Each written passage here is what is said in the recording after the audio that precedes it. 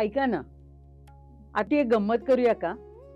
केस, hair, बाल यांच्यावर Marathi, English, हिंदीमध्ये इतक्या म्हणी आहेत. बघूया किती आपल्याला आठवतात. बाय अ हेयर्स ब्रेथ, बाल बाल बचना. केसाने गळा कापणे. ये बाल धूप में नहीं पकाए. The silver in my hair. Hair raising event. To let your hair down. बाल बाल की खबर रखना. बाल बराबर फर्क. केसाला धक्का न लागणे. चोटी की पकड़ मजबूत होना.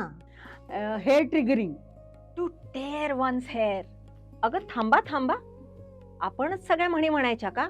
आपल्या ऑडियन्सला सुद्धा कमेंट्स मध्ये सांगू देत की. ही चाल तुरु तुरु उडती केस भुरु भुरु, डाव्या डोळ्यावर बट्ट ढळली. ही चाल तुरु तुरु उडती केस भुरु भुरु, डाव्या डोळ्यावर बट्ट ढळली.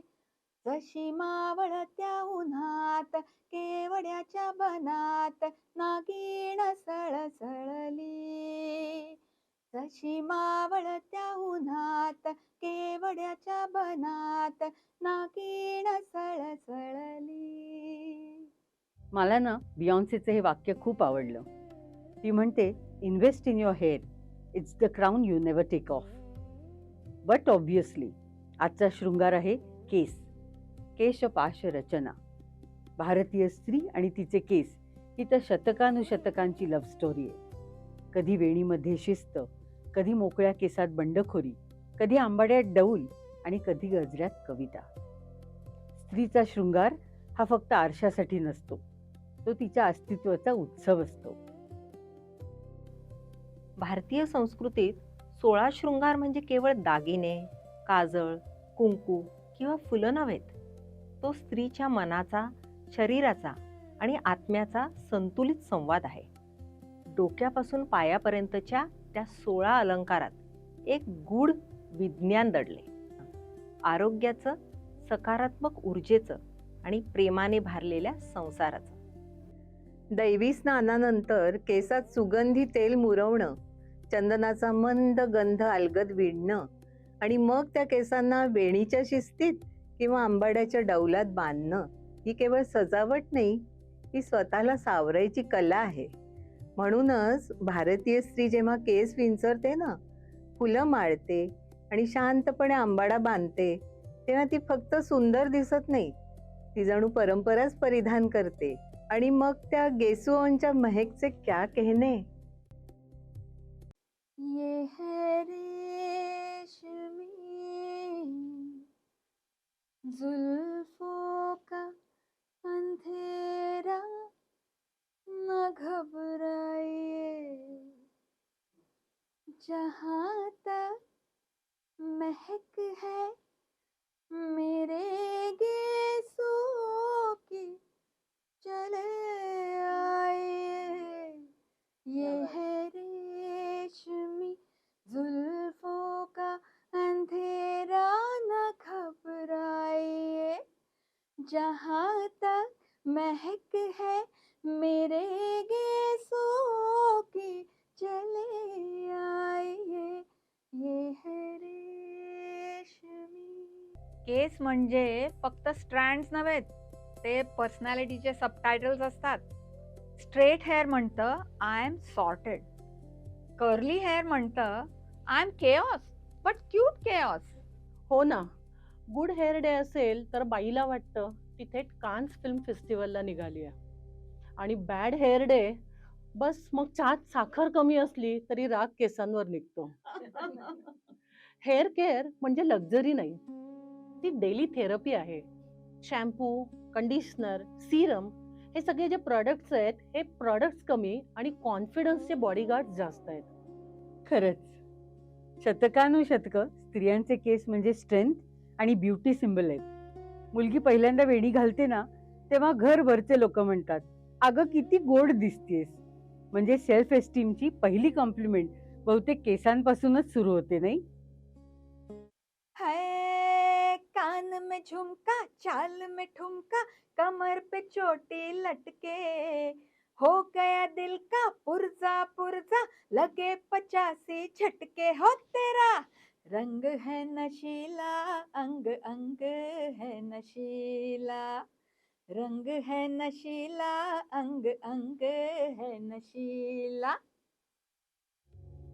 क्या बात है सुप्रिया. गंमत म्हणजे जगात कल्चर काही असो, लँग्वेज बदलो, फॅशन बदलो, पण केसांबद्दलचं obsession that's permanent and international. तुम्हाला माहितीये केसांचा एक बारीक स्ट्रँड जवळपास 6.5 पाऊंड इतकं वजन सहन करू शकतो. म्हणजे पूर्ण डोक्यावरील केस मिळून तब्बल 2 टनापर्यंत वजन पेलू शकतात. इतके स्ट्रॉंग असतात. आणि हो, प्रत्येक केसामध्ये हायड्रोजन, सल्फर, नायट्रोजन, ऑक्सिजन यासारखे अनेक एलिमेंट्स असतात. आणि आश्चर्य म्हणजे त्यात सूक्ष्म प्रमाणात गोल्ड सुद्धा आढळतं. मी पण एक मजेशीर फॅक्ट वाचली होती की माणूस वयाच्या 65 वर्षापर्यंत आपल्या आयुष्यातले 7 महिन्याहून अधिक दिवस फक्त केसांची काळजी घेण्यात घालवतो. खरं असणार हे. आणि केस म्हणजे फक्त ब्युटी स्टेटमेंट नाही, तर ते आपल्या शरीराचं सायलेंट सिक्युरिटी सिस्टीम आहे. Scalp hair act like natural insulation. थंडीमध्ये ऊब आणि उन्हामध्ये UV रेज पासून प्रोटेक्शन देतात. Nature literally sed, helmet sure but make it stylish. Good one Sheetal. आणि हेअर फॉलिकल्स इतके सेन्सिटिव्ह असतात ना की एखादा डास जरी बसला तरी हेअर मुवमेंटमुळे ब्रेनला लगेच सिग्नल मिळतो. म्हणजे केस फक्त लुक नाही, ते टायनी बॉडीगार्ड्स असतात. राईट मीनल. केस म्हणजे मोह मोह के धागे. कवी शायर यांना घायाळ करणारे. अर्ज किया है, देखने का जुनून और भी गहरा होता है जब चेहरे पे बालों का पहरा होता है. ये रेशमी जुल्फे, ये शरबती आंखें, इन्हें देख कर जी रहे हैं सभी. ये रेशमी जुल्फे, ये शरबती आंखें, इन्हें देख कर जी रहे हैं सभी. इन्हें देख कर जी रहे हैं सभी. चांगली हेअरस्टाईल माणसाची चाल, बोलणं, अगदी हसणं सुद्धा बदलू शकते. योग्य हेअरस्टाईल चेहऱ्याची ठेवण अधिक उठावदार करते, काही इम्परफेक्शन्स हलके सॉफन करते आणि सोशल इंटरॅक्शन्समध्ये इन्स्टंट पॉझिटिव्ह इम्पॅक्ट निर्माण करते. Hair is basically identity with volume. केसांचं सायन्स पण समजून घेण्यासारखं आहे. आपल्या स्काल्पवरच्या ग्लँड्स स्वेट आणि काही वेस्ट प्रॉडक्ट्स बाहेर टाकायला मदत करत असतात. त्यामुळे स्किनचा pH बॅलन्स मेंटेन राहतो. म्हणजे हेअर मेंटेनन्स हा लक्झुरी नाही, it's biological care. Ancient wisdom had its own neuroscience vibes, honestly. आपल्या भारतीय परंपरेतही केसांना खूप सायंटिफिक इम्पॉर्टन्स दिलाय. शिखा, शेंडी किंवा टॉप नॉट ही फक्त धार्मिक गोष्ट नव्हती, तर ब्रेनच्या एनर्जी सेंटरशी जोडलेली मानली जायची. आपली इनविजिबल अँटेनाच. हिंदू धर्मातल्या 16 संस्कारांमध्ये ना बाळाचे केस अधिक मजबूत आणि दाट व्हावेत म्हणून त्याचं जावळ काढतात. केस जसे सौंदर्याचे प्रतीक आहेत ना, तसेच अहंकाराचे प्रतीक सुद्धा मानले जातात. आणि म्हणूनच देवाला केस वाहणं म्हणजे स्वतःचा अहंकार आणि आसक्ती सोडून नम्रपणे समर्पित होणं अशी ही मान्यता आहे. And let's be real, good hair doesn't solve every problem. It's okay. But somehow life feels 37% more manageable. Exactly. कारण क्राऊन इनविजिबल असो वा visible, women never stop adjusting it gracefully. केस आणि मन यांचं नातं खूप खोल आहे. म्हणूनच हेअरस्टाईल कधी कधी स्त्रीच्या इमोशनल वर्ल्डची न बोललेली गोष्ट सांगत असते. हो, आपण ऑब्झर्व केलं तर लक्षात येईल काही स्त्रिया जेव्हा स्वतःभोवती एक प्रोटेक्टिव्ह कवच तयार करतात तेव्हा त्या अगदी sleek, straight, perfectly controlled hairstyle निवडतात. जणू प्रत्येक बट म्हणत असते, मी सगळं सांभाळून ठेवलेलं आहे. हो, बरोबर आहे. आणि जेव्हा प्रेमात सुरक्षितता, विश्वास आणि कम्फर्ट वाढतो ना, तेव्हा हेअरस्टाईल सुद्धा बदलते. थोडे मोकळे केस, सॉफ्ट कर्ल्स, हलकासा मेसी लुक, कारण तिथं परफेक्शन पेक्षा कम्फर्ट, सुरक्षितता वाटत असते. ते केअरलेसनेस नसतं, ते इमोशनली रिलॅक्स्ड असणं असतं. जिथं परफेक्ट दिसायचं प्रेशर राहत नाही, तिथं केसही थोडा मोकळा श्वास घ्यायला लागतात. मलमली तारुण्य माझे तू पहाटे पांघरावे, मोकळ्या केसात माझ्या, मोकळ्या केसात माझ्या, तू जीवाला गुंतवावे.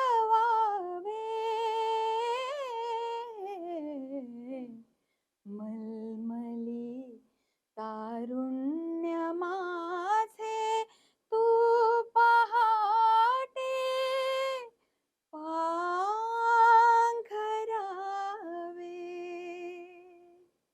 मोठ्या लाईफ चेंजेसच्या वेळेस हेअरस्टाईल बदलण्याची इच्छा होते नाही का? कधी अचानक शॉर्ट हेअरकट, कधी नवीन हेअर कलर. कारण केस हे स्वतःला नव्याने डिफाईन करण्याचं, रिइन्व्हेंट करण्याचं सर्वात विजिबल माध्यम आहे.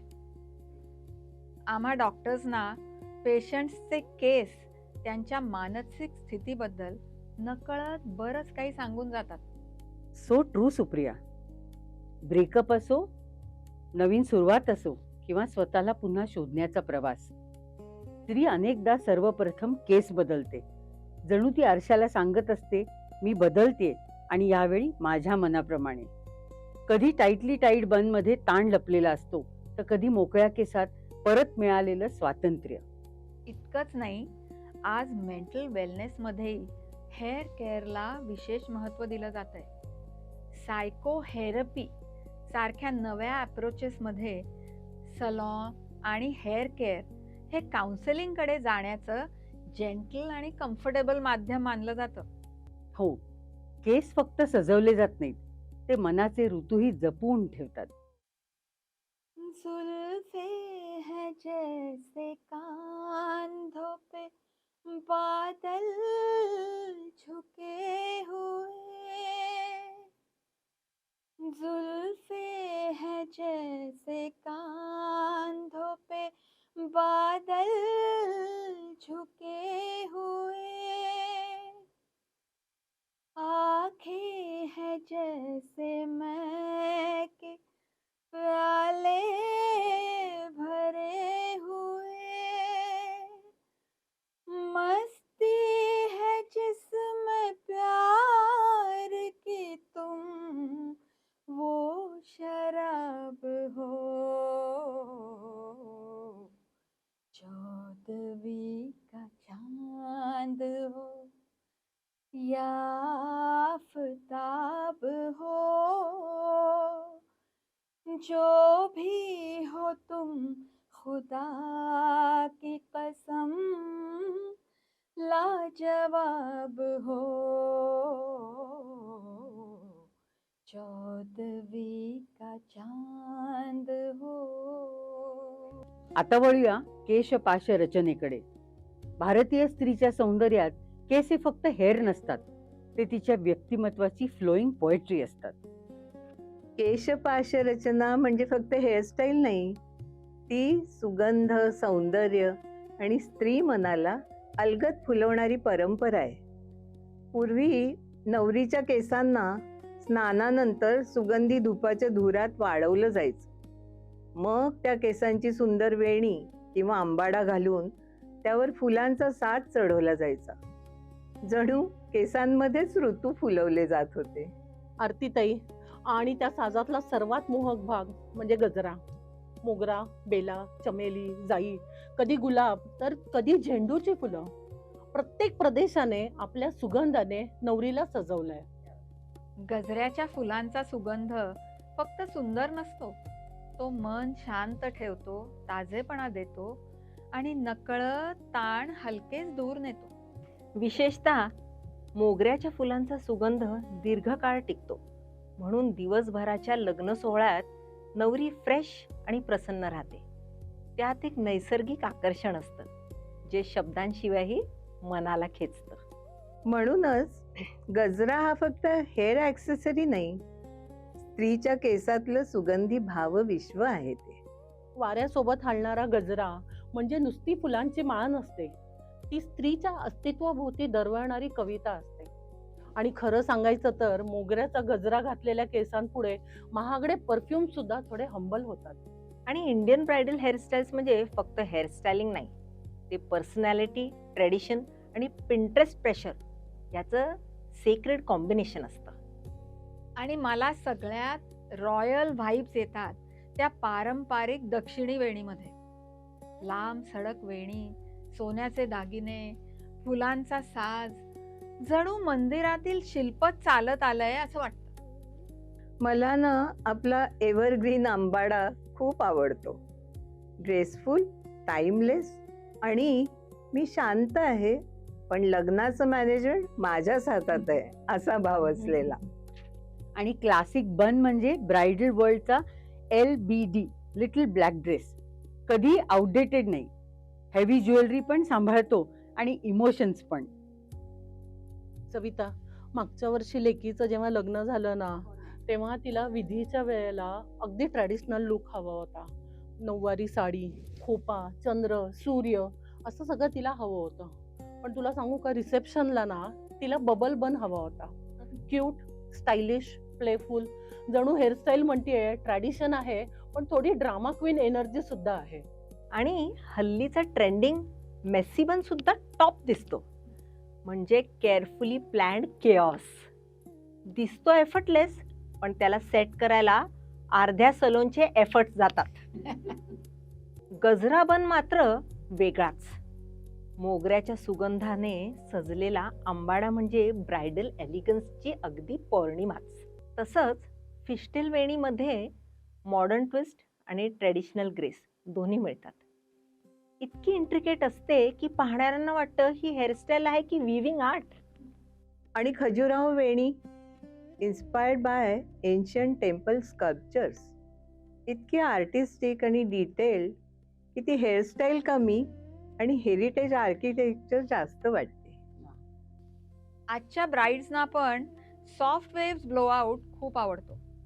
Natural flow, soft texture, effortless glamour, जणू वाऱ्याने स्टायलिस्टची इंटर्नशिप केली आहे. आणि हल्ली काय तुम्ही म्हणता ना, क्राऊन ब्रेडिंग, डोक्यावर थेट मुकुटच.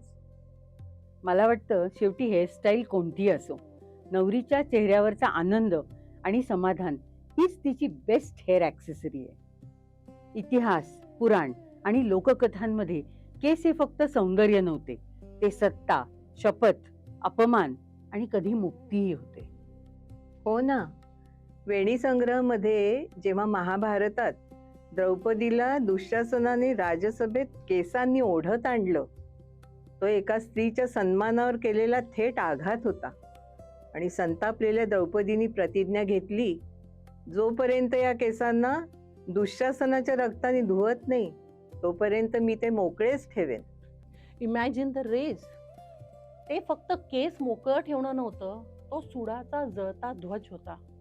आणि कुरुक्षेत्राच्या युद्धानंतर तिने ती प्रतिज्ञा पूर्ण केली. अगदी खरं शीतल. हिंदू परंपरेत देवींचे केस सुद्धा त्यांच्या स्वभावाचं प्रतीक मानले जातात.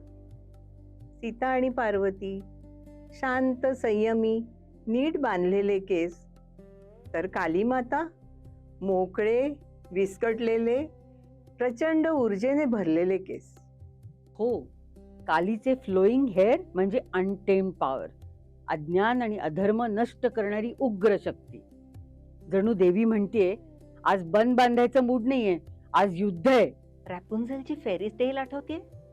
सोन्यासारख्या लांब केसांची एक सुंदर मुलगी. एका जादूगरणीने तिच्या जादुई केसांच्या शक्तीसाठी तिला उंच मनोऱ्यात कैद करून ठेवलं होतं. ना दार, ना वाट, फक्त एक खिडकी आणि आकाश. एक दिवस एक राजकुमार तिच्या गोड आवाज ऐकत तिथे आला. रॅपुन्झलने केसांची वेणी खाली सोडली आणि त्या वेणीवरून चढत तो तिच्या आयुष्यात आला. शेवटी प्रेमाने तिची कैद मोडली आणि रॅपुन्झलला तिचं स्वातंत्र्य मिळालं. ग्रीक मायथॉलॉजी मधली मेडुसा तर आणखीनच ट्रॅजिक. एकेकाळी तिचे सोनेरी सुंदर कुरळे केस तिचं सर्वात मोठं वैशिष्ट्य मानले जायचे. पण अथिनाच्या शापानंतर तेच केस विषारी सापांमध्ये बदलले. लोक तिच्या डोळ्यांपेक्षा आधी तिच्या केसांनाच घाबरू लागले. Beauty turned into terror. प्राचीन इजिप्तची राणी बेरेनाईस क्वीन ऑफ सिलिसियाची गोष्ट माहिती आहे का? क्वीन ऑफ सिलिसिया ही कुठली गोष्ट? क्वीन बेरेनाईस, तिचे केस म्हणजे तिचा अभिमान, तिचं सौंदर्य, तिचं वैभव. जेव्हा तिचा प्रिय राजा युद्धावर गेला तेव्हा तिने देवांना एक वचन दिलं, तो सुखरूप परत आला तर मी माझे सुंदर केस मी अर्पण करीन. राजा परतला, विजयी, सुरक्षित, जिवंत, आणि राणीने तिचे रेशमासारखे केस देवळात अर्पण केले. पण दुसऱ्या दिवशी ते केस गायब झाले. लोक घाबरले. मग एका खगोलशास्त्रज्ञाने आकाशाकडे बोट दाखवलं. ताऱ्यांमध्ये एक झगमगता समूह चमकत होता. ते म्हणाले, देवांनी राणीच्या प्रेमाला आकाशात स्थान दिलंय. आणि त्या दिवसापासून त्या तारका समूहाला म्हणजे कॉन्स्टेलेशनला नाव मिळालं कोमा बेरेनिस, म्हणजेच बेरेनाईसचे केस. खरंच, कधी केसांमध्ये प्रेम गुंतलेलं असतं, कधी राग, कधी प्रतिज्ञा आणि कधी संपूर्ण इतिहास. Hair isn't just hair. कधी ते मुकुट असतात तर कधी रणध्वज. तसाच एक केसातला आणखीन एक शृंगार म्हणजे बिंदी किंवा मांगटिका. नवरीच्या 16 शृंगारातला हा असा दागिना जो कपाळावर बसतो पण चमक थेट व्यक्तिमत्वावर. बिंदिया चमकेगी, चूड़ी खनकेगी, हो बिंदिया चमकेगी, चूड़ी खनकेगी, तेरी नींद उड़ते उड़ जाए, गजरा बहकेगा, गजरा महकेगा, हो गजरा बहकेगा, गजरा महकेगा, माहे रुसदा है ते रुस जाए, बिंदिया चमकेगी, चूड़ी खनकेगी. हो ना, मांगटिका केसांच्या मध्यभागी म्हणजे भांगात लावला जातो. त्याची साखळी केसांवरून येते आणि त्याचं गोल किंवा ओव्हल लटकन कपाळाच्या मध्यभागी विसावतं. दिसायला नाजूक पण अर्थाने फार गहन. आपल्या परंपरेत कपाळाचा हा मध्यभाग आज्ञाचक्र किंवा थर्ड आयचं स्थान मानलं जातं. आज्ञा म्हणजे जाणणं, समजणं, पर्सिव्हिंग. म्हणून बिंदी किंवा मांगटिका हा फक्त शोभेचा दागिना नाही, तर अंतर्ज्ञान, शहाणपण आणि शांत निर्णय शक्तीचं प्रतीक मानलं जातं. म्हणजे नवरीला फक्त सुंदर बनवत नाही, तर जणू सांगतो, आज भावनांचा महासागर आहे, पण मन शांत, केंद्रित आणि संतुलित ठेव. असंही मानलं जातं की मांगटिक्याचं लटकन कपाळावर हलकासा स्पर्श करतं, त्यामुळे आज्ञाचक्र सक्रिय होतं, मन क्लिअर आणि फोकस्ड राहतं आणि शरीरातील ऊर्जा संतुलित होण्यास मदत होते. काही पारंपरिक मान्यतानुसार हा दागिना शरीराचं तापमान नियंत्रित ठेवण्याशी जोडला जातो. कपाळाच्या मध्यभागी पडणारा हा स्पर्श मनाला शांतता आणि शरीराला थोडासा थंडावा देतो असं मानलं जातं. आणखीन एक सुंदर अर्थ असा, मांगटिका स्त्रीला पक्षपात न करता योग्य निर्णय घेण्याची आठवण करून देतो. एक छोटासा दागिना पण मेसेज अगदी मोठा. आज्ञाचक्र 2 पाकळ्यांनी दर्शवलं जातं आणि ते स्त्री पुरुष तत्वाच्या मिलनाचं प्रतीक मानलं जातं. फिजिकल, इमोशनल आणि स्पिरिच्युअल लेवलवर. लग्नाच्या दिवशी याहून सुंदर सिम्बॉलिझम काय असू शकतो? देखो बिजली डोले बिन बादल किए, देखो बिजली डोले बिन बादल किए, चम चम चमके माथे की बिंदिया, चम चम चमके माथे की बिंदिया, झनन झनन धुन पायल की, देखो बिजली डोले बिन बादल की, देखो बिजली डोले बिन बादल की. मांगटिका सोनं, चांदी, मोती, मौल्यवान रत्ने यांनी तयार केला जातो. तो नवरीच्या कपाळाचं सौंदर्य अधोरेखित करतो. जणू चेहऱ्यावरच्या कवितेला मध्यभागी एक चमकदार पूर्णविराम. राजस्थानी नवरी बोरला घालते, गोल, राजेशाही आणि फारच ग्रेसफुल. महाराष्ट्रीयन नवरी बिंदी किंवा मांडोरिया घालते, मोत्यांच्या नाजूक ओळींनी सजलेला आपला पारंपरिक सुंदर ठसा. आणि साईड मांग टिका म्हणजे झुमर, केसांच्या एका बाजूनी जाणारा, कधी एक साखळी कधी अनेक साखळ्या, आणि मध्ये टिका, थोडा नखरा, थोडा नवाबी अंदाज. खरं सांगायचं तर मांग टिका हा नवरीच्या शृंगारातील पहिला दागिना मानला जातो. कारण सौंदर्याची सुरुवात इथे कपाळावर होते, पण त्याचं प्रतिबिंब संपूर्ण व्यक्तिमत्वात उमटतं. हा दागिना जणू म्हणतो, डोळ्यात स्वप्न असू देत, मनात स्थैर्य असू देत आणि निर्णयात तेज असू देत. कपाळावर एक छोटासा टिका आणि नवरीचा संपूर्ण लुक म्हणतो, grace loaded, wisdom activated, wedding mode on. तुम्हाला आजचा आपला एपिसोड कसा वाटला कमेंट्समध्ये नक्की लिहा. लवकरच भेटूया आणखीन एका शृंगाराच्या रंजक कथेने. Stay tuned. नक्कीच मिनल. तर अशी ही शृंगाराची कहाणी. बाकी जग ट्रेंड्स बदलत राहील, पण स्त्रीचे हे साज कायमच टाइमलेस राहतील. Because when a woman wears her hair with pride and her bindi with grace, she doesn't just look beautiful, she arrive. जुन्यातलं शहाणपण आणि नव्यातली एनर्जी, परंपरेचा पाया आणि नव्या विचारांचे पंख म्हणजे मातरम.